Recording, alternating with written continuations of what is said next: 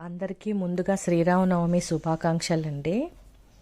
ప్రతి అందరు కూడా శ్రీరామనవమి చక్కగా చేసుకుంటారని నేను ఈ 2024 సంవత్సరంలో క్రోధినామ సంవత్సరంగా చెప్తున్నారు కదా.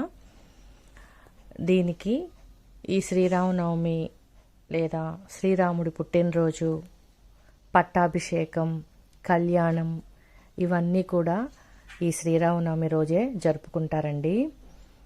పల్లెటూరులో కానీ లేదా సిటీస్లో కానీ శ్రీరామనవమిని చాలా చక్కగా చేస్తారండి.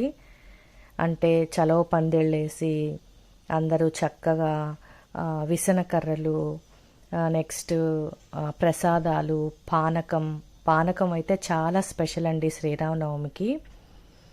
ఈసారి శ్రీరామనవమి మనకి మంగళవారం సాయంత్రం 4:22కి స్టార్ట్ అయ్యి బుధవారం వచ్చేసి మనకి 5:14కి స్టార్ట్ అయిందండి. కాబట్టి సూర్యోదయం మనకి బుధవారం జరిగింది కాబట్టి రేపే మనం శ్రీరామనవమి జరుపుకోవాలి. దీనికి కావలసిన ప్రసాదాలు సింపుల్గా నేను చూపిస్తానండి. ముందుగా చలివిడి తయారు చేస్తారు. నేను 3 రకాల ప్రసాదాలు తయారు చేస్తున్నాను సింపుల్గా. అంటే పెద్ద పెద్ద వంటలు ఏమి చేయరండి శ్రీరామనవమికి. ఇట్లా 1 కప్పు బియ్యపిండి, అంతే కప్పు బెల్లము, మీరు ఎంతైతే నెయ్యి తీసుకోగలుగుతారో అంత నెయ్యి తీసుకోండి. నెయ్యి లేని వాళ్ళు బాగా మగ్గిన అరటిపండును కూడా తీసుకోవచ్చు. అలా మనం ఏం చేయాలంటే కొంచెం కొంచెం వాటర్ వేసుకుంటూ మనం చలివిడి తయారు చేసుకోవాలండి. ఈ చలివిడి చాలా ముఖ్యం శ్రీరామనవమికి. నెక్స్ట్ దాన్ని మనం అంటే కొంచెం కలుపుతూ ఉంటే ముద్దయిపోద్దండి.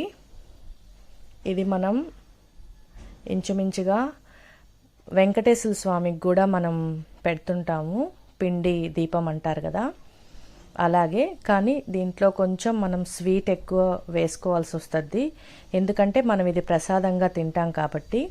అట్లా మీరు ఈ బియ్యం పిండి, బెల్లం పొడి, నెయ్యి వేసుకుంటా ఉంటే, నేను కొంచెం వాటర్ కలిపాను కదండి, కొంచెమే కలపాలి. ఇంకా బెల్లం జిగురుతోనే అది ముద్ద కట్టేస్తుంది. నేను కొంచెం నెయ్యి ఎక్కువే వేసుకున్నానండి. మా ఇంట్లో ఈ స్వీట్ చాలా బాగా తింటారు. అట్లా మీకు ఎన్నైతే కావాలో, నాకైతే దాదాపుగా 4-5 వచ్చాయి. అట్లా ఒక ప్రసాదాన్ని మనం తయారు చేసేసుకోవచ్చండి. ఈ ప్రసాదం అనేది మనకి 3-4 డేస్ బయట ఉన్నా కానీ ఏమీ కాదు. మీరు కావాలి అని అంటే ఒక ప్రసాదాన్ని మనం పిండి దీపంగా కూడా మనం పెట్టుకోవచ్చు. బాగా నెయ్యి వేసుకుంటే చాలా టేస్ట్గా ఉంటుందండి. ఇట్లా ఈ ప్రసాదాన్ని మొత్తాన్ని నేను రెడీ చేసేసుకున్నాను. రెడీ చేసేసుకున్న తర్వాత దాన్ని మనం ఒక కొబ్బరితో అయినా, లేదు అంటే మీరు దీంట్లో కొబ్బరి కూడా వేసుకోవచ్చు. నేను కొబ్బరి వేయట్లేదు, పైన ఊరికే జీడిపప్పు బదులు ఎండు కొబ్బరిని పైన గార్నిష్ చేశానండి. చాలా టేస్ట్గా ఉంటుంది ఇది. నెయ్యి బాగా వేసుకున్నారంటే చిన్నపిల్లలు కూడా బాగా ప్రసాదాన్ని వేస్ట్ చేయకుండా తినేస్తారండి. అట్లా నేను ఈ ఎండు కొబ్బరితో గార్నిష్ చేసేస్తున్నాను. ఇది ఒక ప్రసాదంగా మనం శ్రీరామనవమికి పెట్టుకోవచ్చండి.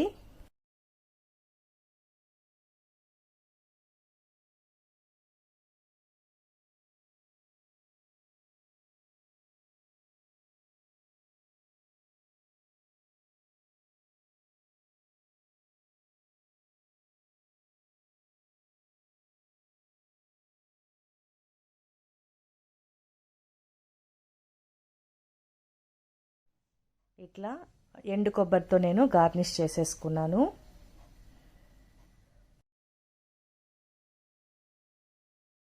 శ్రీరామనవమికి రెండో ప్రసాదం వచ్చి పానకం అనేది స్వామివారికి చాలా ఇష్టం అండి. ఎందుకంటే మనకి ఎక్కువ వేసవి ఉంటుంది కాబట్టి ఈ పానకం వల్ల ఇన్స్టెంట్ ఎనర్జీ వస్తుంది. కొంచెం బెల్లం తీసుకున్నాను, 2-3 స్పూన్స్, కొంచెం మిరియాల పొడి, ఏలక్కాయ తీసుకున్నానండి. మీరు కావాలంటే దీంట్లో సొంటి పొడి కూడా వేసుకోవచ్చు. ఈ పానకాన్ని వాళ్ళు ఒక బాగా డబ్బాలు తయారు చేస్తారండి. వచ్చిన వాళ్ళకందరికి కూడా గ్లాసుల్లో పోసి ఇస్తారు. ఎందుకంటే ఇన్స్టెంట్ ఎనర్జీ వస్తుంది. ఎండలో అంతా పిల్లకాయలు ఆడుతా అట్లా గుడి దగ్గర ఉంటారు కదా, తులసి ఖచ్చితంగా వేయండి. చాలా అంటే పవిత్రతని ఎక్కువగా ఎన్హాన్స్ చేస్తుంది.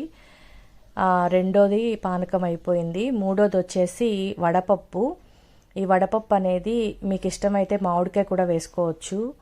మా ఇంట్లో మామిడికాయ వేస్తే తినరండి, అందుకని ఒక 1.5 అవర్ నానబెట్టేసేస్తే వడపప్పు కూడా తయారైపోయింది.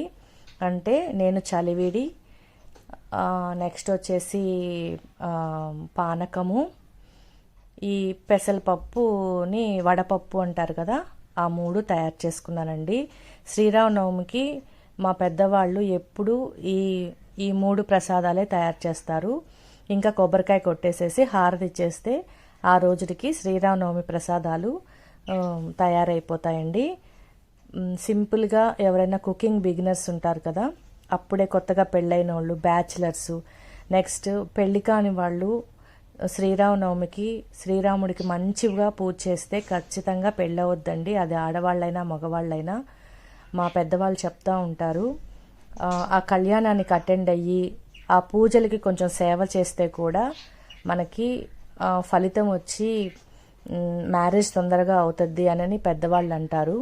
ఎవరికైనా తెలియకపోతే నా వీడియో ద్వారా కొంచెం చిన్న మెసేజ్ ఇస్తామని నేను చెప్తున్నానండి. అంటే రామరాజ్యం మళ్ళా రావాలి అని చాలామంది చెప్తున్నారు కదా, మన మోడీ సారు అందరూ. మన అయోధ్య రామ మందిరం కూడా కట్టారు కదండి. ఇవన్నీ కూడా మంచే జరుగుతుంది మన భారతీయులందరికీ కూడా.